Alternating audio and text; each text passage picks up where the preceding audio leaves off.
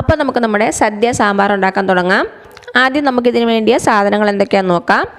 ഞാനിവിടെ എടുത്തേക്കുന്നത് 3/4 കപ്പ് തുവരപ്പരിപ്പ്, സാമ്പാർ പരിപ്പ്.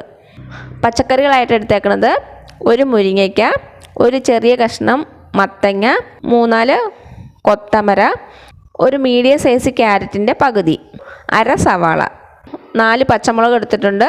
അതിൽ 2 എണ്ണം തൊണ്ടൻ മുളകാണ്. അപ്പം നിങ്ങളുടെ കയ്യിൽ ഉണ്ടെങ്കിൽ എടുത്താൽ മതി.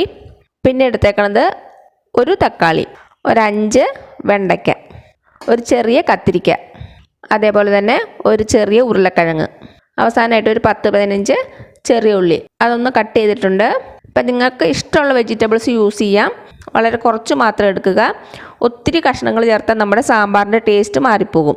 ഉരുളക്കിഴങ്ങും വഴുതനങ്ങയും കട്ട് ചെയ്തിട്ട് വെള്ളത്തിലേക്ക് ഇടണം, അല്ലെങ്കിൽ അതിൻ്റെ കളർ മാറിപ്പോകും. ഇനി നമുക്ക് നമ്മുടെ സാമ്പാർ ഉണ്ടാക്കാൻ തുടങ്ങാം. ഇപ്പോൾ അതാ ഞാനൊരു കുക്കർ എടുത്തിട്ടുണ്ട്. നമുക്കതിലേക്ക് പരിപ്പ് ചേർത്ത് കൊടുക്കാം.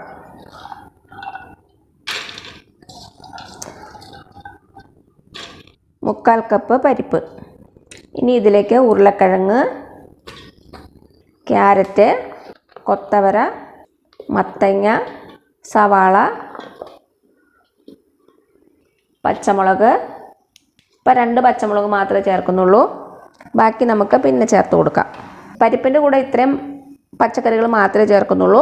ബാക്കിയുള്ള പച്ചക്കറികൾ ഇപ്പോൾ ചേർക്കണില്ല. വേവ് കുറവായ കാരണം കുക്കറിലിട്ട് കുക്ക് ചെയ്യേണ്ട ആവശ്യമില്ല. ഇപ്പോഴും ചേർത്ത് കൊടുത്താൽ നമ്മുടെ കഷ്ണങ്ങൾ വല്ലാതെ അങ്ങ് വെന്തുടഞ്ഞു പോകും. അതൊഴിവാക്കാൻ വേണ്ടിയിട്ട് ഇത്രയും കഷ്ണങ്ങൾ മാത്രമേ ഞാനിപ്പം വേവിക്കുന്നുള്ളൂ. ഇനി ഇതിലേക്ക് നമുക്ക് കുറച്ച് മഞ്ഞൾപ്പൊടി ചേർത്ത് കൊടുക്കാം. 1/4 ടീസ്പൂണോളം മഞ്ഞൾപ്പൊടി ചേർത്തിട്ടുണ്ട്. പിന്നെ ചേർത്ത് കൊടുക്കുന്നത് കായം ഒരു ചെറിയ കഷ്ണം ഇട്ട് കൊടുക്കുന്നുണ്ട്. നമ്മുടെ സാമ്പാർ പൊടിയിലൊക്കെ കായപ്പൊടി ഉണ്ട്, എന്നാലും ഒരു ചെറിയ കഷ്ണം കായം ഇട്ട് കൊടുക്കുക. അപ്പം നിങ്ങളുടെ കയ്യിൽ മുഴുവനുള്ള കായം ഇല്ലെങ്കിൽ കായപ്പൊടി ചേർത്താലും മതി. പക്ഷേ എപ്പോഴും നല്ലത് ഇങ്ങനെ കട്ടിക്കായം യൂസ് ചെയ്യണതാണ്.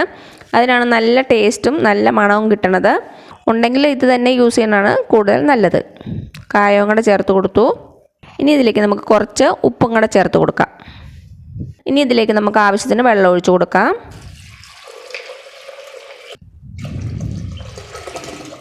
കുക്കറിൻ്റെ ഒരു അര ഭാഗത്തോളം വെള്ളം ഒഴിച്ചു കൊടുത്തിട്ടുണ്ട്. ഇനി നമ്മുടെ കുക്കർ അടച്ച് വെച്ചിട്ട് മീഡിയം ഫ്ലെയിമിൽ ഒരു 2 വിസിൽ. നമ്മുടെ പരിപ്പ് നന്നായിട്ട് വെന്തുടയണം. അപ്പം നിങ്ങളുടെ കയ്യിലുള്ള പരിപ്പിൻ്റെ വേവിനനുസരിച്ച് വിസിലിൻ്റെ എണ്ണത്തിൽ വ്യത്യാസം വരും. ഇത്തിരി വേവുള്ള പരിപ്പാണെങ്കിൽ ആദ്യം പരിപ്പിട്ട് ഒന്ന് വേവിക്കുക. എന്നിട്ട് ഈ പച്ചക്കറികളിട്ട് ജസ്റ്റ് ഒരു വിസിലും കൂടെ കൊടുത്താൽ മതി. അപ്പം പരിപ്പ് നന്നായിട്ട് വേവുകയും ചെയ്യും. നമ്മുടെ പച്ചക്കറികൾ ഒത്തിരി അങ്ങ് വെന്തുടഞ്ഞു പോവുകയില്ല. ഇപ്പം എൻ്റെ കയ്യിലുള്ള പരിപ്പ് പെട്ടെന്ന് തന്നെ വേവണതാണ്. അത് കാരണമാണ് ഞാൻ എല്ലാം കൂടി ഒന്നിച്ചിട്ടേക്കണത്. അതൊന്ന് ശ്രദ്ധിച്ചോണം. ഇനി നമുക്ക് അടച്ച് വെച്ചിട്ട് ഇത് വേവിക്കാം. സാമ്പാറിലേക്ക് വേണ്ടിയ പുളി ഞാനിപ്പോൾ ഇതാ വെള്ളത്തിലിട്ടിട്ടുണ്ട്. ഒരു ചെറിയ നെല്ലിക്ക വലിപ്പത്തിലുള്ള പുളി എടുത്താൽ മതി. ഒത്തിരി പുളി ചേർക്കരുത്. ഒരു ചെറിയ നെല്ലിക്ക വലിപ്പം മാത്രം മതിയാകും. ഇത് നമുക്കിവിടെ മാറ്റി വയ്ക്കാം. നന്നായിട്ടൊന്ന് കുതിർന്ന് വരട്ടെ. ഇപ്പം നമ്മുടെ പരിപ്പ് വേവിച്ച് മാറ്റി വെച്ചു.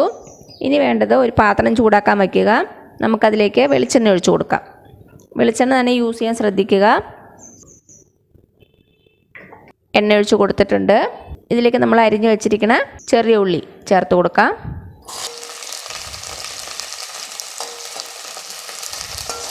കുറച്ച് കറിവേപ്പിലയും ചേർത്ത് കൊടുക്കാം. ഇതൊന്ന് വാടി വരട്ടെ.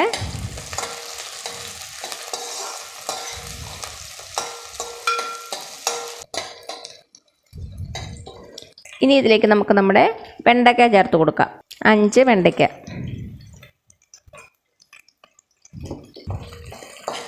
വെണ്ടയ്ക്കയും കൂടെ ചേർത്ത് ഒന്ന് വഴറ്റി കൊടുക്കുക.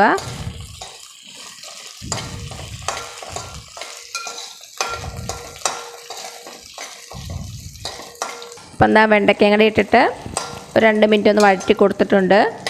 ഇനി ഇതിലേക്ക് നമുക്ക് സാമ്പാർ പൊടി ചേർത്ത് കൊടുക്കാം. ഇപ്പോൾ തീ ലോ ഫ്ലെയിമിൽ വെച്ചാൽ മതി. 2 ടേബിൾ സ്പൂൺ ചേർത്ത് കൊടുക്കുന്നുണ്ട്. ഇത് ഞാനിവിടെ ഉണ്ടാക്കിയ സാമ്പാർ പൊടിയാണ്. ഇപ്പം നിങ്ങളുടെ കയ്യിലുള്ളത് റെഡിമെയ്ഡ് ആണെങ്കിൽ അത് ചേർത്ത് കൊടുക്കുക. അപ്പം നമുക്കൊരു 2 ടേബിൾ സ്പൂൺ മാത്രം ചേർത്ത് കൊടുക്കാം. എന്നിട്ട് ലാസ്റ്റ് വേണമെങ്കിൽ ചേർത്ത് കൊടുക്കാം. ഇതിൻ്റെ പച്ചമണം മാറണ വരെ ഒന്ന് ഇളക്കി കൊടുക്കുക. ലോ ഫ്ലെയിമിൽ തന്നെ വെച്ചാൽ മതി. നന്നായിട്ടൊന്ന് ഇളക്കി കൊടുത്തു. ഇനി ഇതിലേക്ക് നമുക്ക് പരിപ്പും പച്ചക്കറിയും വേവിച്ചത് ഒഴിച്ചു കൊടുക്കാം. ഇപ്പം അതിൻ്റെ വെള്ളം മാത്രം ഒഴിച്ചു കൊടുക്കുക. ഒന്ന് നന്നായിട്ട് ഇളക്കി കൊടുക്കാം. സാമ്പാർ പൊടിയൊക്കെ നന്നായിട്ടൊന്ന് യോജിച്ച് വരട്ടെ, അല്ലെങ്കിൽ ചിലപ്പോൾ കട്ട പിടിച്ചിരിക്കും.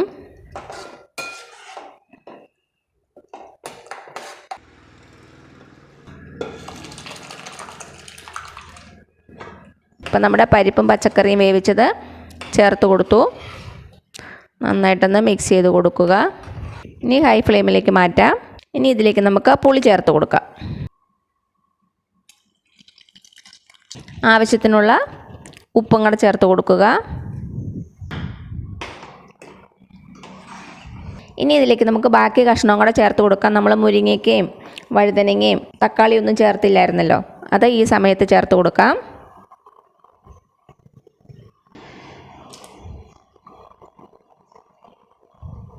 പച്ചമുളക്. ഇനി നമ്മുടെ സാമ്പാർ ഒരു 10-15 മിനിറ്റോളം നന്നായിട്ട് തിളയ്ക്കണം. കുറച്ചൊന്ന് വറ്റി വരണം. ഇപ്പോഴാണ് നമ്മുടെ സാമ്പാർ നല്ല ടേസ്റ്റി ആകണത്. ഇപ്പോൾ ടേസ്റ്റ് ചെയ്ത് നോക്കുമ്പോൾ ടേസ്റ്റ് കുറവായിരിക്കും. തിളച്ചൊന്ന് കുറുകി കഴിയുമ്പോഴാണ് അതിൻ്റെ റിയലായിട്ടുള്ള ടേസ്റ്റ് വരുന്നത്. തീ ഒരു മീഡിയം ഫ്ലെയിമിൽ വെക്കുക. ഒരു 5 മിനിറ്റ് കഴിയുമ്പോൾ നമുക്ക് ഇതിലേക്ക് തക്കാളി ചേർത്ത് കൊടുക്കാം. ഇപ്പോഴേ തക്കാളി ഇട്ടാൽ തക്കാളി വെന്തങ്ങ് വല്ലാണ്ട് ഉടഞ്ഞു പോകും. 5 മിനിറ്റ് കഴിയുമ്പോൾ ചേർത്ത് കൊടുത്താൽ മതി. അപ്പോൾ ഇത് നന്നായിട്ടൊന്ന് തിളച്ച് വരട്ടെ, അതുവരെ നമുക്ക് വെയിറ്റ് ചെയ്യാം.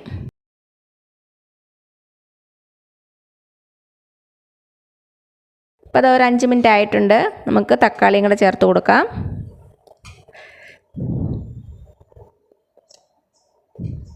തക്കാളി ചേർത്ത് കൊടുത്തിട്ടുണ്ട്.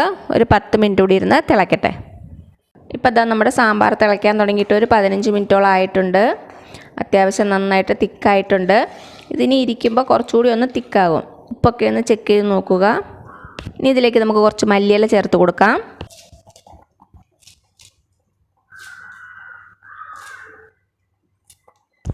അതേപോലെ തന്നെ കുറച്ച് കറിവേപ്പില, ഒരു 1/2 ടീസ്പൂൺ ഉലുവാപ്പൊടി. നന്നായിട്ടൊന്ന് മിക്സ് ചെയ്ത് കൊടുക്കുക. ഇനി ഇത് അടുപ്പിൽ നിന്ന് മാറ്റാം. നമുക്കിനി ഇതിലേക്ക് വറുത്തിടണം. കടുക് വറുക്കാൻ വേണ്ടിയിട്ട് ഒരു ചീനച്ചട്ടി വെച്ചിട്ടുണ്ട്. നമുക്കതിലേക്ക് വെളിച്ചെണ്ണ ഒഴിച്ചു കൊടുക്കാം. എണ്ണ ചൂടായിട്ട് വരുമ്പോൾ ഇതിലേക്ക് കടുക് ചേർത്ത് കൊടുക്കാം.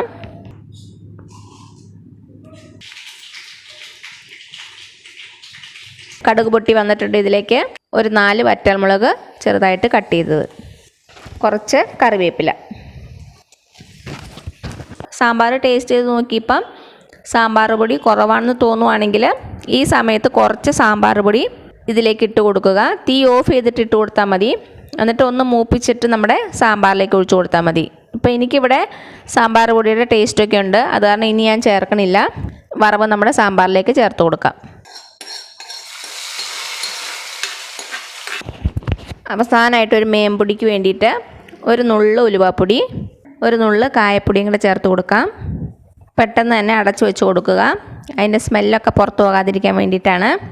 എന്നിട്ട് ഒരു 10 മിനിറ്റ് ഇങ്ങനെ ഇരിക്കട്ടെ. എന്നിട്ട് നമുക്കൊന്ന് ഇളക്കി കൊടുക്കാം. ഇപ്പോൾ ഒരു 10 മിനിറ്റ് ആയിട്ടുണ്ട്. നമുക്ക് തുറന്നിട്ട് നന്നായിട്ടൊന്ന് ഇളക്കി കൊടുക്കാം. അപ്പം നല്ല സ്മെല്ലൊക്കെ വരണുണ്ട്. ഇത്രയേ ഉള്ളൂ നമ്മുടെ സദ്യ സ്റ്റൈൽ സാമ്പാർ. ഇനി ഓണമൊക്കെ അല്ലേ വരണത്, എല്ലാവരും ഒന്ന് ട്രൈ ചെയ്ത് നോക്കുക.